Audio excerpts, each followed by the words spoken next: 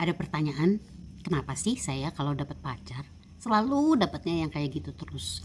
Gak bisa jaga perasaan, gak bisa ngejaga jarak sama lawan jenis, suka berselingkuh. Tiap-tiap dapat pacar pasti yang kayak gitu. Padahal saya sudah berusaha merubah diri, berusaha lebih sabar, lebih gak nuntut. Tapi kok tetap aja seperti kayak gitu ya? Pertanyaan ini kalau kita bongkar, ada beberapa data yang bisa kita peroleh. Bahwa orang ini sudah pernah beberapa kali pacaran, katakanlah dengan si A dan si B. Dan setiap kali pacaran selalu mendapatkan hal-hal yang tidak menyenangkan. Yang kedua, ada kata-kata yang menunjukkan bahwa ada kegiatan yang rutin terjadi. Kegiatan tersebut adalah ilfil. Selalu ada ilfil di dalam masalah yang serupa. Data yang ketiga adalah bahwa hal ini adalah masalah yang berkaitan dengan jiwa. Kok jiwa? Kok jauh-jauh ke jiwa? Ini jiwa banget. Karena ilfil tadi bukan sekedar dirasakan, tetapi ada proses di belakangnya. Proses yang pertama, bahwa ilfil tersebut akan disimpan di dalam memori pikiran bawah sadar. Pikiran bawah sadar adanya di dalam jiwa. Karena pada saat pacaran dengan si A mendapatkan ilfil, disimpan di dalam pikiran bawah sadar dan sering terjadi, maka akan semakin menguat. Kemudian ditambah dengan pengalaman ilfil dari si B yang juga disimpan di memori pikiran bawah sadar. Semakin lama perasaan ilfil tersebut semakin menguat. Proses berikutnya, perasaan yang menguat tersebut akan dideteksi oleh pikiran bawah sadar sebagai sebuah perasaan yang sering dirasakan, sering terjadi. Maka kemudian pikiran bawah sadar akan menyodorkan hal tersebut kepada pikiran sadar.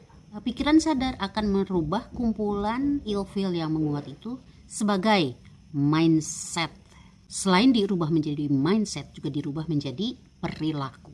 Maka orang tersebut akan menjalankan mindset itu mungkin selama bertahun-tahun. Ada perasaan suuzon terhadap sebuah hubungan baru, ada perubahan sikap menjadi tidak percaya diri, ada kekhawatiran dan ketakutan untuk memulai hubungan yang baru.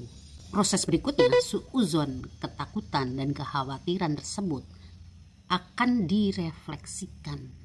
Pikiran di dalam sistem law of attraction akan menarik apa yang direfleksikan itu. Maka otomatis karena pikiran terus menarik hal yang direfleksikan tersebut, maka tidak heran orang tersebut akan mendapatkan pacar yang seperti itu terus. Terus harus gimana ngebetulin hal itu? Karena ini masalahnya di jiwa, kita betulin masalah di jiwanya dulu. Caranya dirubah mindsetnya. Patahkan mindset lama berupa suuzon dan segala macam kekhawatiran tersebut. Buat mindset yang baru. Terus gimana caranya mematahkan mindset itu? Yang kita lakukan adalah kita harus kembali ke titik di mana si orang ini pertama kali mendapatkan ilfil tersebut. Kepada masa di mana dia bersama si A dan bersama si B ini. Artinya kembali ke masa lalu, dibenahi, disolusikan dengan bantuan visualisasi. Kenapa harus seperti itu?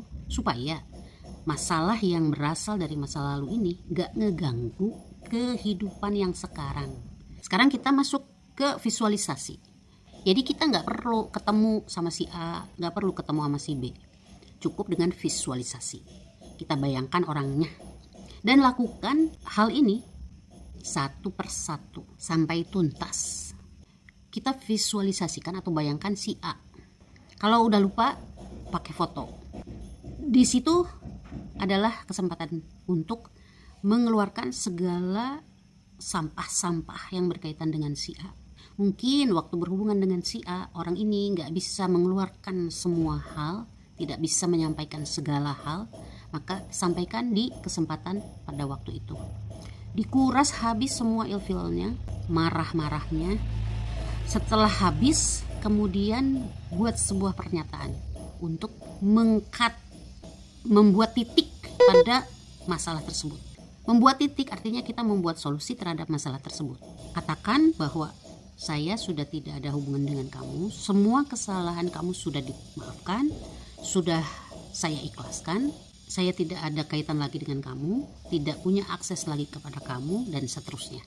Lalu kita utarakan keinginan kita. Sekarang saya melanjutkan kehidupan dengan orang-orang yang melindungi saya, bisa menjaga perasaan, dan selalu menyenangkan, dan seterusnya. Diutarakan segala keinginan tersebut. Mengutarakan keinginan ini yang disebut dengan membuat mindset baru. Lakukan juga visualisasi ini kepada si B dengan proses yang sama. Tugas berikutnya, dikuatkan mindset barunya dengan dorongan doa, pergerakan aktif, melakukan kegiatan yang lebih mempositifkan kita. Lakukan juga perbaikan-perbaikan penampilan, membersihkan hati, dan seterusnya. Melakukan ini sekali, 2 kali mungkin tidak cukup. Jadi bisa diulang besok-besoknya supaya lebih mempertegas keputusan. Terus efek dari visualisasi yang kita lakukan ini apa? Efeknya, jadi setelah itu hal-hal yang berkaitan dengan si A dan si B ini lambat laun memudar dan tidak akan menguasai mindset lagi.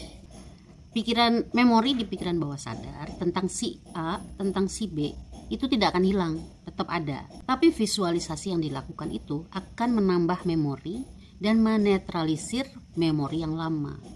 Hal ini akan mematahkan mindset lama, artinya ilfil yang menguat itu tidak akan lagi menguasai, tetapi digantikan oleh memori yang baru.